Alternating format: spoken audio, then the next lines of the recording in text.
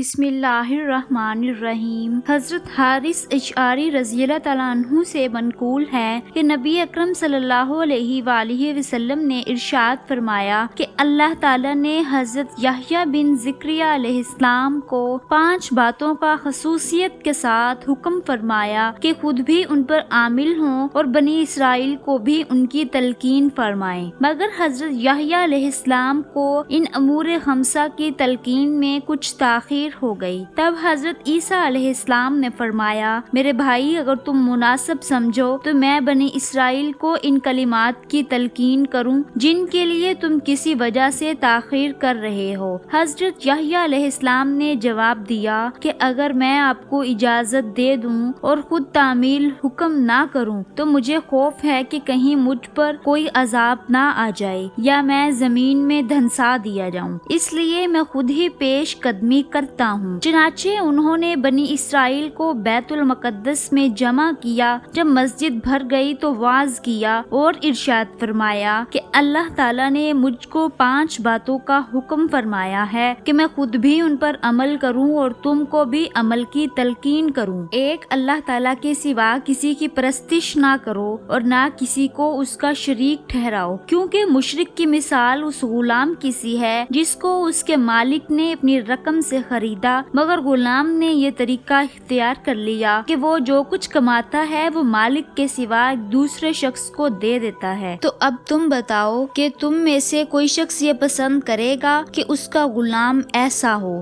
لہٰذا سمجھ لو جب خدا ہی نے تمہیں پیدا کیا ہے اور وہی تم کو رزق دیتا ہے، تم بھی اس کی پرستش کرو اور اس کا کسی کو شریک نہ بناؤ۔ دوسرا، خشوع و خضوع کے ساتھ نماز ادا کرو، کیونکہ جب تک تم نماز میں متوجہ رہو گے خدا تعالیٰ برابر تمہاری جانب رضا و رغبت کے ساتھ متوجہ رہے گا۔ تیسرا، روزہ رکھو، اس لیے کہ روزہ دار کی مثال اس شخص کی سی ہے جو ایک جماعت میں بیٹھا ہوا اور اس کے پاس مشک کی تھیلی ہو، چنانچہ مشک اس کو بھی اور اس کے رفقا کو بھی خوشبو سے محفوظ کرتی ہے، اور روزہ دار کی منہ کی بدبو کا خیال نہ کرو، اس لیے کہ اللہ تعالیٰ کے نزدیک روزے دار کی منہ کی بدبو جو خالی معدے سے اٹھتی ہے مشک کی خوشبو سے زیادہ پاک ہے۔ چوتھا، مال میں صدقہ نکالو، کیونکہ صدقہ کرنے والے کی مثال اس شخص کی سی ہے جس کو اس کے دشمنوں نے اچانک آ پکڑا ہو اور اس کے ہاتھوں کو گردن سے باندھ کر مقتل کی طرف لے چلے ہوں، اور اس نا امیدی کے عالم میں یہ کہے کہ کیا یہ ممکن ہے کہ میں مال دے کر اپنی جان چھڑا لوں اور اسباب میں جواب پا کر اپنی جان کے بدلے سب دولت قربان کر دے۔ پانچواں، دن رات میں کثرت سے اللہ کا ذکر کرتے رہا کرو، کیونکہ ایسے شخص کی مثال اس شخص کی سی ہے جو دشمن سے بھاگ رہا ہو اور دشمن تیزی سے اس کا تعاقب کر رہا ہو اور وہ بھاگ کر کسی محفوظ قلعے میں پناہ گزین ہو کر دشمن سے محفوظ ہو جائے۔ بلا شبہ انسان کے دشمن شیطان کے مقابلے میں ذکر اللہ کے اندر مشغول ہو جانا محکمہ کلام محفوظ ہو جانا ہے۔ حضور اقدس صلی اللہ علیہ وآلہ وسلم صحابہ کرام کی طرف متوجہ ہوئے اور فرمایا کہ میں بھی تم کو ایسی 5 باتوں کا حکم کرتا ہوں جن کا خدا نے مجھ کو حکم دیا ہے۔ پہلا، لزوم، جماعت، دوسرا سمعی، تیسرا اطاعت، چوتھا ہجرت، پانچواں جہاد فی سبیل اللہ۔ بس وہ شخص جماعت سے ایک بالشت بھی نکل گیا، اس نے بلا شبہ اپنی گردن سے اسلام کے رسی کو نکال دیا، مگر یہ جماعت لزوم کا اختیار کرے اور جس شخص نے جاہلیت کے دور کی بات کی طرف دعوت دی تو اس نے جہنم کو ٹھکانہ بنایا۔ حضرت حارث الاشعری رضی اللہ تعالیٰ عنہ فرماتے ہیں کہ کہنے والے نے کہا، اگرچہ وہ شخص نماز اور روزے کا پابند ہی کیوں نہ ہو، یہ سمجھتا ہو کہ میں مسلمان ہوں، تب بھی سزا اور جہنم ہے۔ بن الارض نے ایک روایت نقل کی ہے کہ ایک مرتبہ ابلیس صورت بدل کر حضرت یحییٰ بن زکریا علیہ السلام کے سامنے آیا اور کہنے لگا، آپ کو کچھ نصیحت کرنا چاہتا ہوں۔ آپ علیہ السلام نے جواب دیا، مجھے تمہاری نصیحت کی ضرورت نہیں، البتہ یہ بتاؤ کہ بنی آدم کے بارے میں تیرا کیا خیال ہے؟ ابلیس نے جواب دیا، ہمارے ہاں بنی آدم 3 قسموں پر ہیں، یعنی ہم نے بنی آدم کو 3 حصوں میں تقسیم کر رکھا ہے۔ پہلی قسم کے وہ لوگ ہیں جنہیں پھسلانا ہمارے بس کا روگ نہیں، کیونکہ ہم ان کے پاس جاتے ہیں اور کافی محنت کرنے کے بعد ان کو کھلا پھسلا کر اپنے قابو میں کر لیتے ہیں اور ان کو دین کے راستے سے روک دیتے ہیں، مگر یہ لوگ فوراً توبہ اور استغفار کر لیتے ہیں، جس کی وجہ سے ہماری ساری محنت رائے گاں ہو جاتی ہے۔ پھر ہم دوبارہ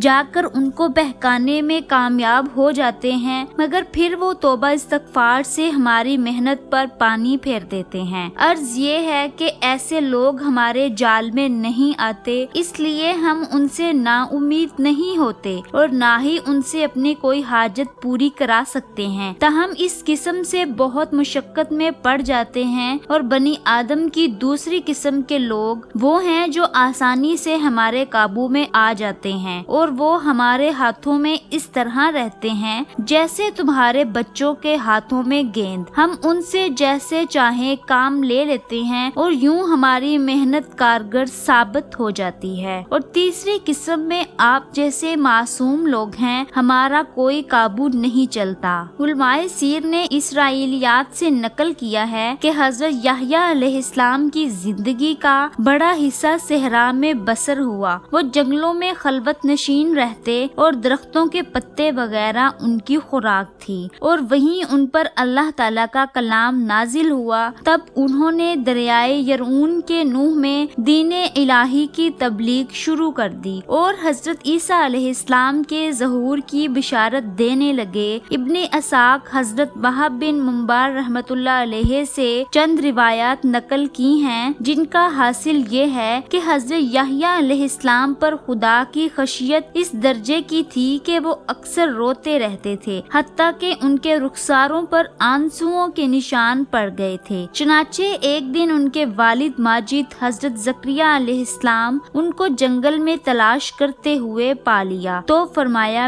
بیٹا ہم تیری جدائی کے مضطرب ہو کر تجھے تلاش کر رہے ہیں اور تو یہاں آہو گیر میں مشغول ہے۔ حضرت یحییٰ علیہ السلام نے جواب دیا کہ ابا جان، آپ نے مجھے بتایا ہے کہ جنت اور جہنم کے درمیان ایسا لق و میدان ہے جو خدا کی خاشیت میں آنسو بہائے بغیر طے نہیں ہوتا اور جنت تک رسائی نہیں ہو سکتی۔ یہ سن کر حضرت زکریا علیہ السلام بھی رونے لگے۔ یحییٰ علیہ السلام فرمانے لگے کہ آپ میرے لیے استغفار کریں، آپ مجھ سے بہتر ہیں۔ حضرت یحییٰ علیہ السلام نے جواب دیا کہ آپ مجھ سے بہتر ہیں۔ حضرت عیسیٰ علیہ السلام نے فرمایا، میں نے خود ہی اپنے آپ پر سلام کہا اور آپ پر تو خدا نے سلام کہا۔ سیرت کی کتابوں میں موجود ہے کہ آپ علیہ السلام 30 سال کی عمر سے قبل ہی نبی بنا دیے گئے تھے۔ صحیح بخاری میں حضرت یحییٰ علیہ السلام کے ذکر میں صرف اسرات کی حدیث کے اس ٹکڑے کو بیان کیا گیا ہے جس میں نبی اکرم خاتم النبیین صلی اللہ علیہ وآلہ وسلم کا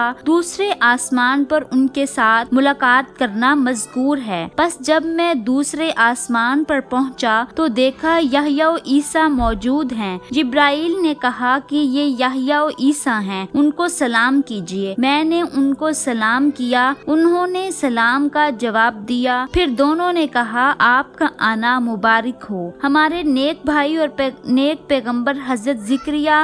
زکریا و یحییٰ علیہ السلام کے واقعات و حالات سے اگرچہ حقیقت بین نگاہیں ہیں جو نتائج اخذ کر سکتی ہیں، تاہم ہم یہ چند باتیں خصوصیت کے ساتھ قابل توجہ ہیں۔ دنیا میں اس شخص سے زیادہ شقی اور بدبخت دوسرا کوئی نہیں ہو سکتا جو ایسی مقدس ہستی کو قتل کر دے جو نہ اس کو ستاتی ہے اور نہ اس کے مال و دولت پر ہاتھ ڈالتی ہے، بلکہ اس کے برعکس بغیر کسی اجرت کے اس کی زندگی اصلاح کے لیے ہر خدمت انجام دیتی ہے اور اخلاقی اعمال اور عقائد کی ایسی تعلیم بخشتی ہے جو اس شخص کی دنیا اور آخرت دونوں کی فلاح اور سعادت کی کفیل ہو۔ چنانچہ حضور اکرم صلی اللہ علیہ وآلہ وسلم نے اسی بنا پر حضرت ابو عبیدہ بن جراح رضی اللہ تعالیٰ عنہ کے اس سوال پر کہ سب سے زیادہ مستحق عذاب قیامت میں کون شخص ہوگا؟ ارشاد فرمایا وہ شخص جو نبی کو یا کسی ایسے شخص کو قتل کرے جو اس کو بھلائی کا حکم کرتا ہو اور برائی سے باز رہا ہو۔ اقوام عالم میں یہود کو اس شقاوت میں ید تولہ حاصل ہو رہا ہے اور انہوں نے اپنے نبیوں اور پیغمبروں کے ساتھ